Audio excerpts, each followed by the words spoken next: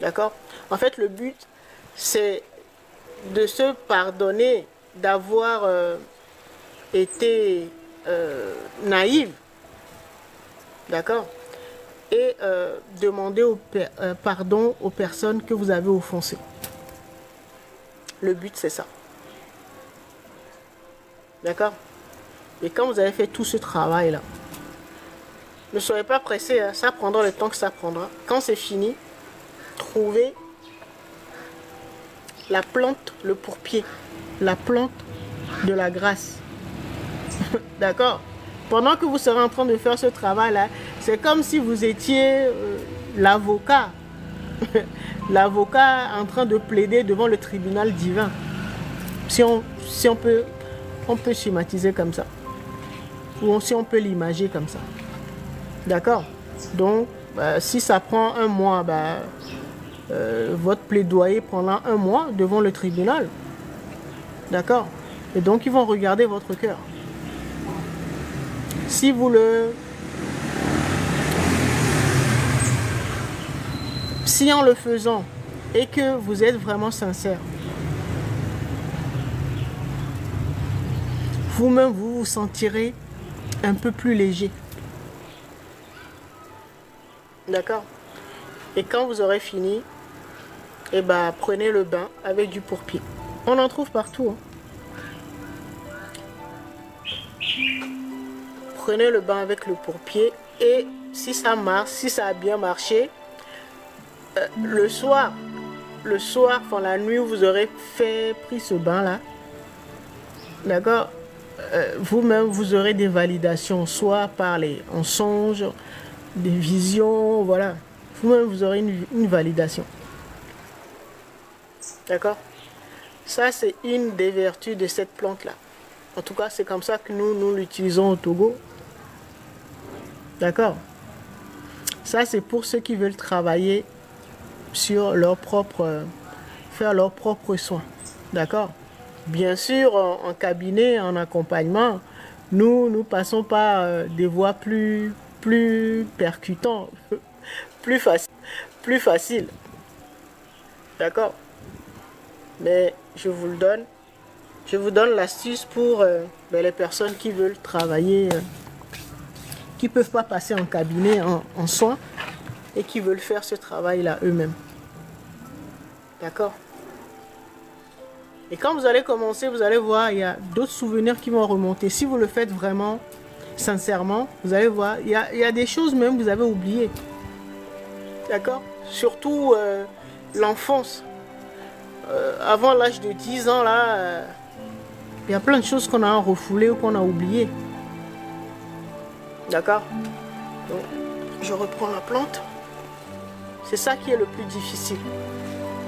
Mais dès que vous allez commencer, il y a d'autres souvenirs qui vont remonter. Et là, il faut être honnête. Hein? Il faut être honnête pour reconnaître que là, vraiment, nous avons offensé, nous avons fauté. D'accord?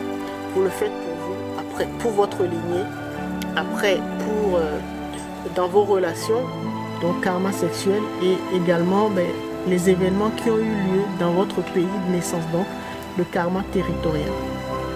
Et ça, il faut le faire vraiment avec honnêteté. C'est comme ça qu'on purifie son cœur, ou on purifie son karma. D'accord? Le pourpier.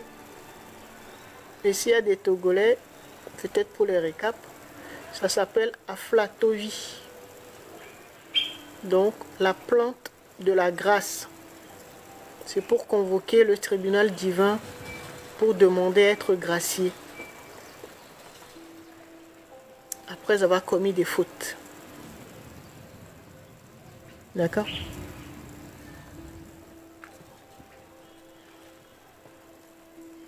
Ok. Est-ce qu'il y a eu des questions par rapport à cette plante ou à ce rituel-là que je vous ai montré?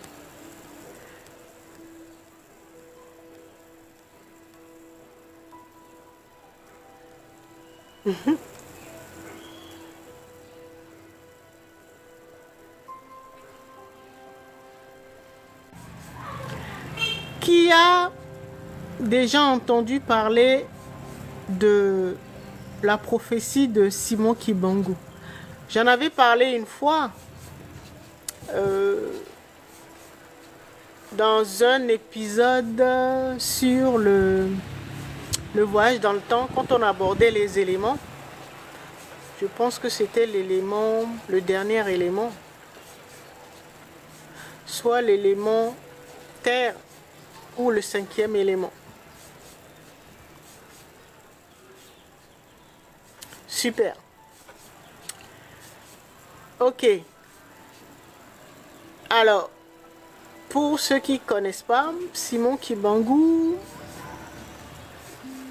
c'était un prédicateur, un prophète, qui avait vécu au Congo, l'actuelle RDC, pendant la colonisation belge.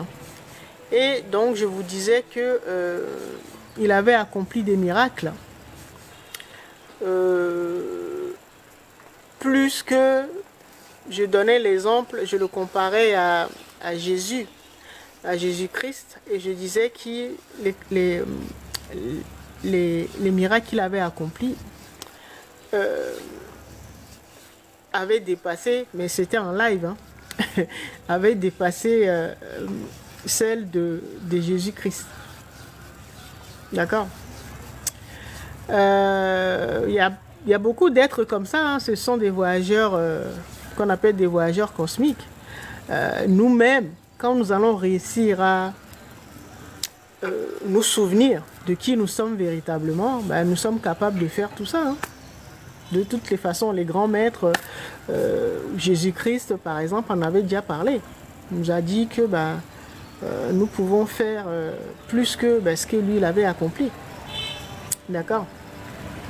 Oui, il avait vécu à l'époque de la colonisation belge. Donc, il y a longtemps. D'accord. Et donc, bah, il a guéri les malades, il a ressuscité des morts, et voilà, ce qu'on appelle miracle. Saint ou pas, nous sommes tous des saints, sauf que nous l'avons oublié, c'est tout. D'accord, plus ou moins, quoi. C'est tout. Et donc, bah, lui, il en avait conscience. Et comme c'était l'époque de la colonisation, donc au Congo, bah, c'était compliqué.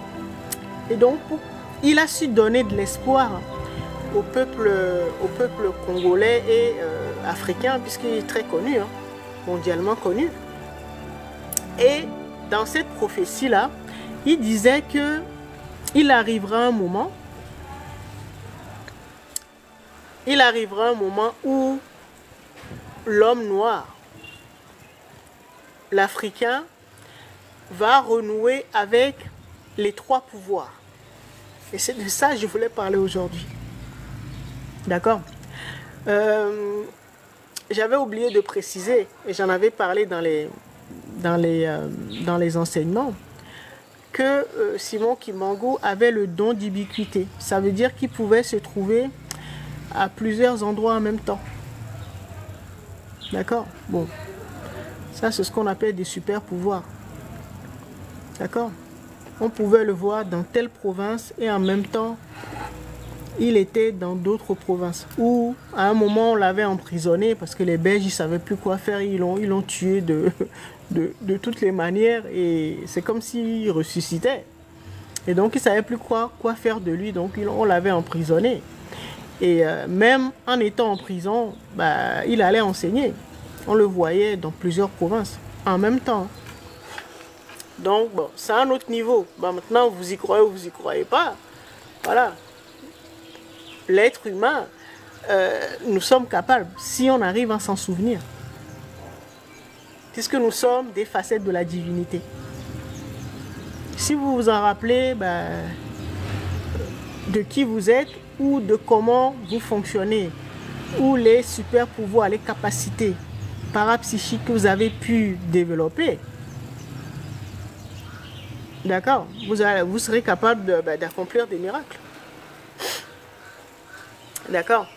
Donc, c'est sa prophétie qui nous intéresse aujourd'hui.